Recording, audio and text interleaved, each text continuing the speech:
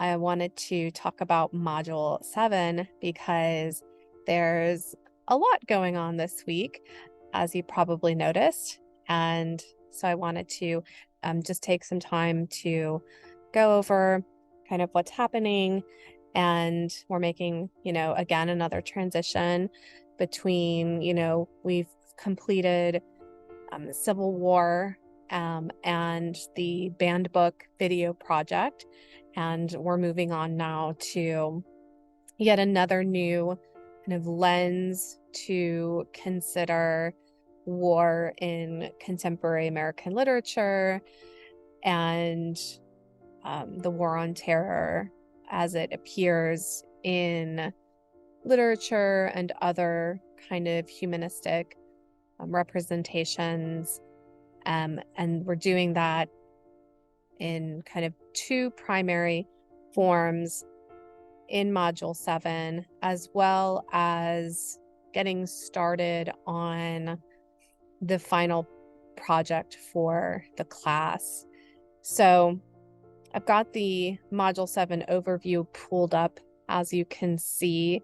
So as always, I always say start with this because this provides the as much as in a nutshell as I can, some historical and political context to the particular module in which we're working. And in Module 7, and it's hard for me to talk about text because we talk about all things as text. So the Generation Kill is a text and Grounded is a text. So, but the reading that we're doing is Grounded, which we're moving into the dramatic genre. So we're moving from the comic genre to the dramatic genre.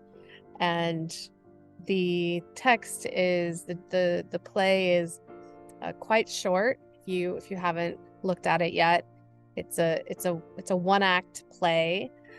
It's also a one-woman show, so it's relatively easy to get through. My reading goals for the course were ultimately shorter texts so that we could do deeper analyses of. And that's oftentimes a decision you have to make when you're selecting texts, is either you can do longer texts and have shorter, less time to do kind of thinking about them, or you can choose kind of shorter texts and shorter texts or fewer texts and have more time to engage with them at the level of thought. So I opted for that, and also in consideration of the 9 weeks, that is a strong argument for not bringing in novel after novel after novel after novel, which is something that you might see in a 16-week literature course. Like, for example, I took a Charles Dickens class, and if you've ever read a Charles Dickens book, they are approximately 800 pages, long, which is quite normal for that time period. And it got to the point where I had to time my reading. And so I was reading about I was doing about 60 pages an hour. And so I had to time it because I had to get through so many pages at a time. And so you're just reading and reading and reading and reading and reading. And so it becomes normalized, where you're just used to being like novels being chucked at you and being like, read this big novel, read this big novel, read this big novel. And you're like, okay, I'll read them all. So, and so, for example, some of the justifications for, say, having 2 Yellow Dig discussions and a blog are justified when you have less reading, because reading through a comic, while the comic has a lot of critical themes and important elements that we can analyze, it's not like reading a Charles Dickens novel. It just doesn't take as long. So whereas the reading becomes less, we're going to have to, then that provides a space to bring in a little bit more work on the, now let's analyze it, and have conversations about it. So there's like a push and pull when it comes to working with books and working with texts. So anyways, the same can be said of Grounded, which is a short drama. I didn't intentionally choose a drama that was short because I chose Grounded really because of the topic of Grounded, which is a very unique topic. I work in drama. I'm a dramatist. So, and having, what George Brandt, the playwright, did with Grounded is such a unique topic that I didn't think I really wanted to include it. And it's about a drone operator. And dealing with drone warfare.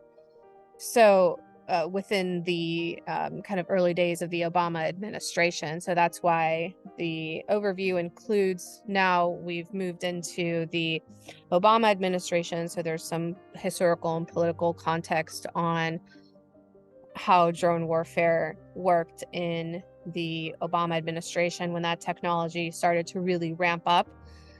Whereas in the Bush administration, it was not as technologically savvy. They were kind of doing it a little bit here and there, but it wasn't necessarily as, ready to go.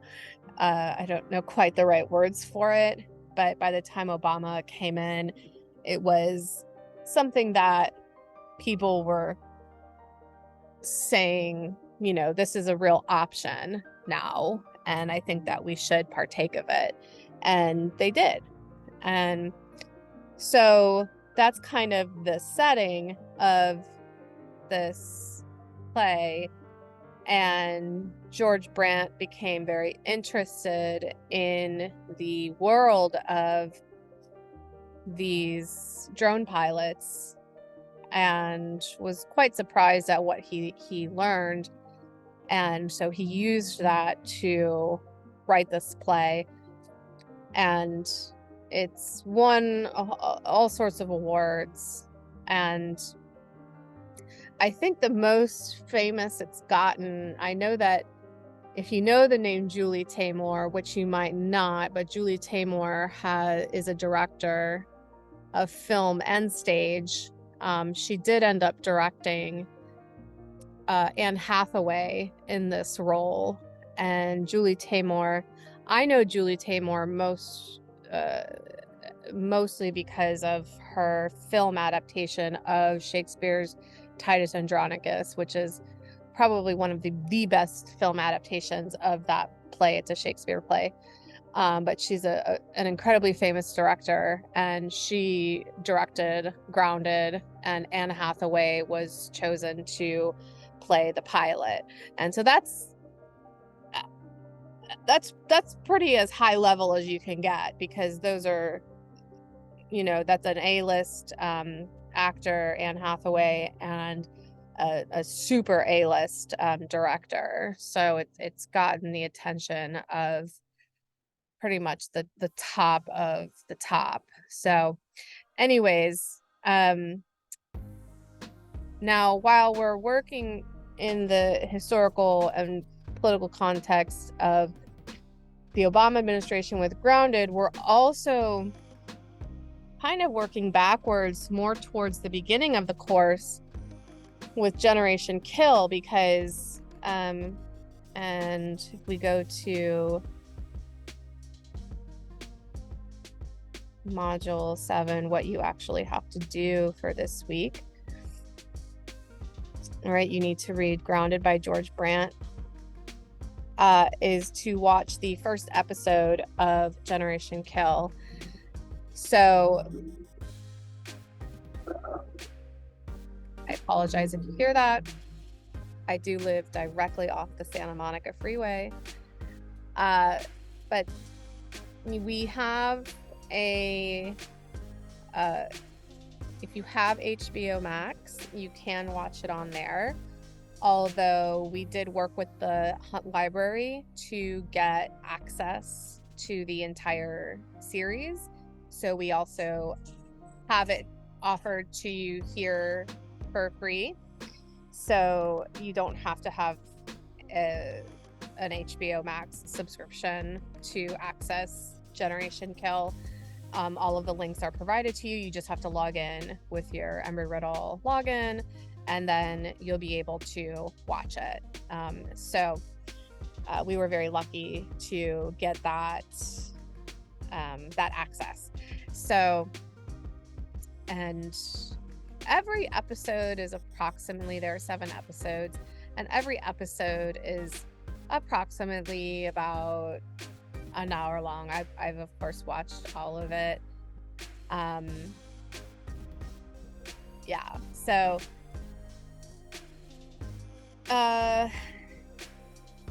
this is where I'm like debating, do I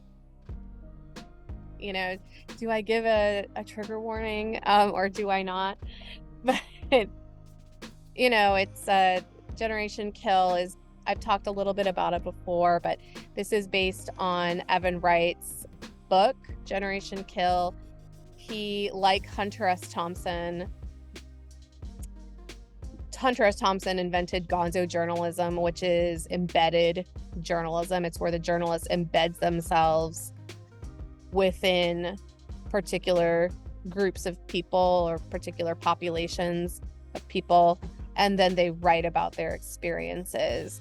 So it's a particular type of journalism. It's not they go and they get information kind of from a distance, meaning they don't experience and then report on it. And Evan Wright is the same. He's an embedded journalist, so he writes in the same type of way that Hunter S. Thompson writes. So he's like a gonzo journalist, and so he wrote Generation Kill, a book, and the series is based on the book. And I think I had talked before about, we could have read the book, which is it's just over a 400-page book, but there is so little visual representation of the Iraq War that that Generation Kill, I think, merits watching.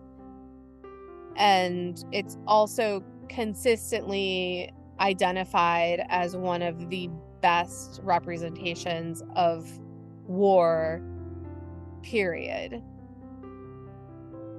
And consistently is listed, it's usually Band of Brothers is the top, and then it's Generation Kill is the second underneath that. So, and that's because they pretty much took the budget that they had and they put everything they could into representing the Iraq War and the recon Marines as authentically as they could,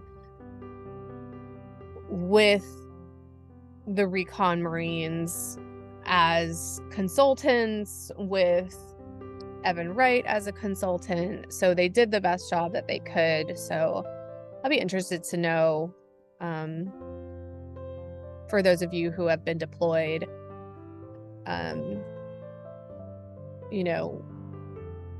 how you think about it, because I've read reviews from deployed people who were deployed at that time period, and that was my major selling point, was reading reviews from people who were deployed during that time, and they had very good things to say about it, and that it did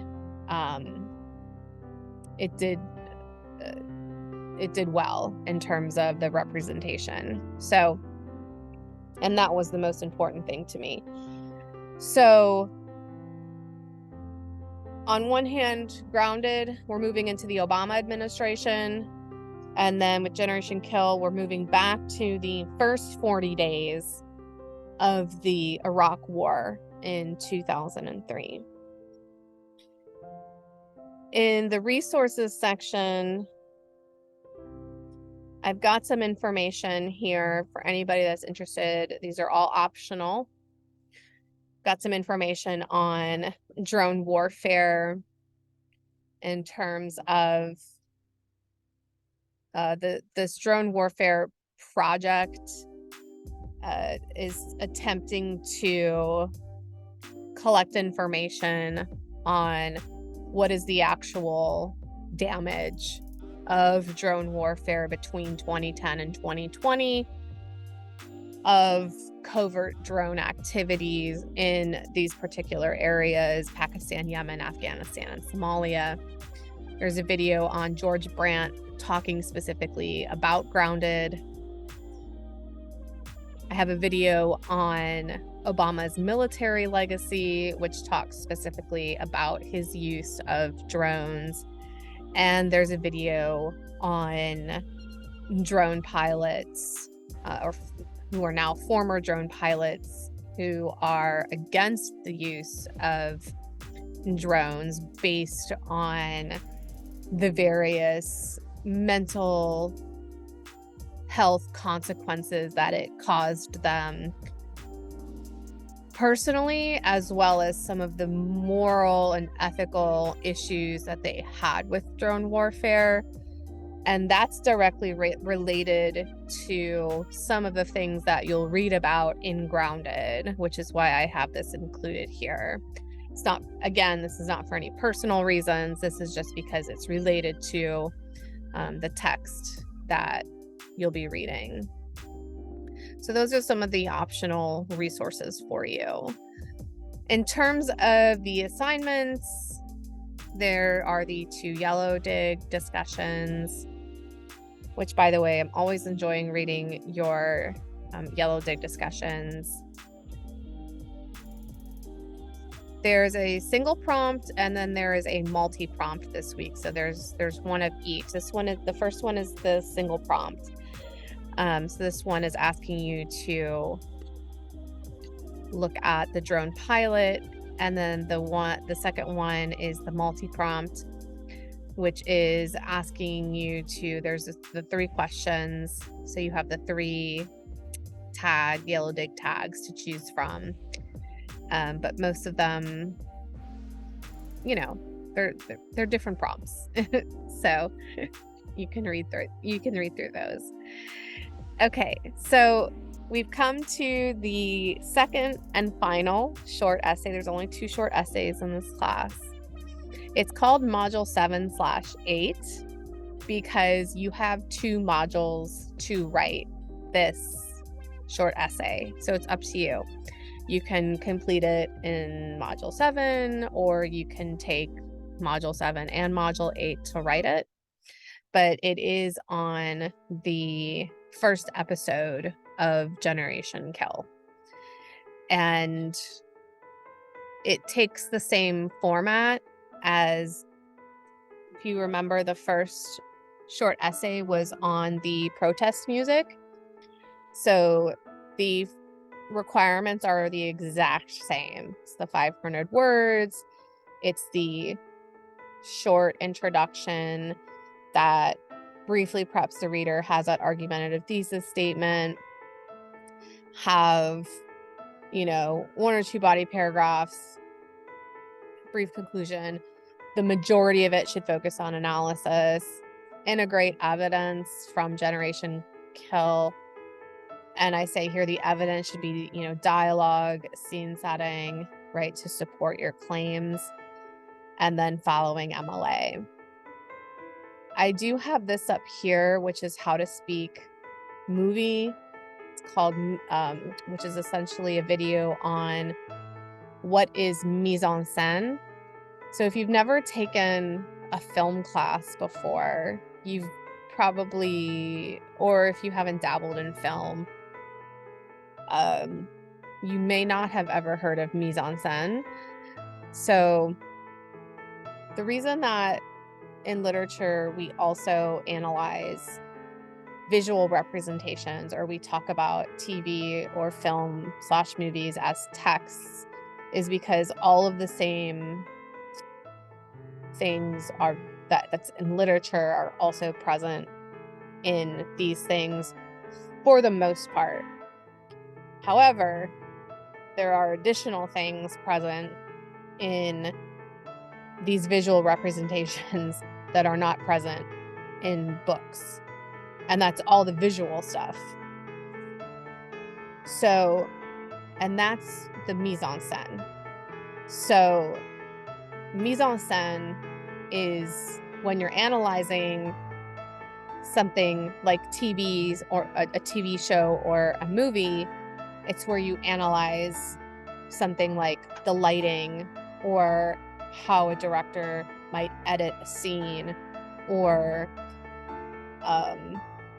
how somebody might block characters, or how somebody might zoom in or zoom out, or how they might choose to, focus on certain colors, or, there's actually a list of what constitutes mise-en-scène, and that's what this video goes over. I can't remember everything because I don't analyze mise-en-scène all the time, but those are the types of things. So like when people analyze film, that's what they're analyzing. What are some of the director's choices in making a good scene and making a captivating scene? It's not just shoot something and you're done, right? It's now let's edit it, let's produce it, let's make it visually the best thing that we can do. But there's a lot of choices that go into that. And so those are all under this umbrella term called mise-en-scène, this fancy French word. So, and so this is the information here for that short essay on the first episode called Get Some, which is the first episode of Generation Kill. I did push the back button, did I not? Try again. I'll just hit modules. Okay. Since the back button does not want to work. Okay. The other thing that is this week is the Module 7 final podcast project. So you just wrapped up your banned book video project, and now we're just ripping into the final project, which is the podcast project. I didn't want to put this in Module 8 because I didn't want it to feel too rushed. Like I'm picking my topic in Module 8 and now it's due Module 9. So I wanted everyone to kind of go through this topic selection and discussion in Module 7 and then feel like they have a little bit of time before it's actually due in Module 9, which is why it's in Module 7. I didn't want to do like a Module 8, Module 9. To me, that felt a little bit rushed. But just to briefly go over this, and this will be the last thing I talk about, just like the banned book project had a handout that included everything in one document, there's the same thing for the podcast project. There's one document that includes all of the information in one place, if you would like that. So I'm not going to read through everything, but essentially what you're doing is you're honing in on one of our modules and its accompanying kind of text and theme for the podcast. And there are there are modules that are excluded. And the ones that are excluded are the first module, which is because we didn't really read any primary sources. That one was kind of like a scaffolding module. And then the final two modules, because it's generation kill, and we're going to be doing a lot of work with generation kill, so you don't want to kind of repeat a lot of the work you're going to be already doing on generation kill. So you don't need to be like generation kill, generation kill, generation kill, generation kill. So I've given you the list of acceptable modules that you can choose, which is module 2, 3, 4, 5, and 7. Oh, sorry, modules 5 and 6, because they're both Civil War. Modules 5 and 6 and 7. I was like, where's module 6? So those are the modules that you can choose. And then you have it's called topic selection and discussion. So you select, right, one of the following modules to further examine in the podcast. And then in this, right, I've given you these questions to have a discussion about. And this is kind of this is kind of what we would call kind of informally, like an organizational draft. It's not technically that, because you're not quite there for an organizational draft, but it's getting you in the direction of an organizational draft, which is where you start to organize your information. But it's trying to get you to start thinking about some of the things that are necessary components, or that would be eventually necessary components of the final project. So, and then, yeah, there's some additional things down here. I played around some with Anchor by Spotify, which I found quite easy to use. And I have some videos here to help if you want to kind of get a head start on it. There's some videos here on writing a podcast script and doing a podcast from your phone, if that's where you want to do it.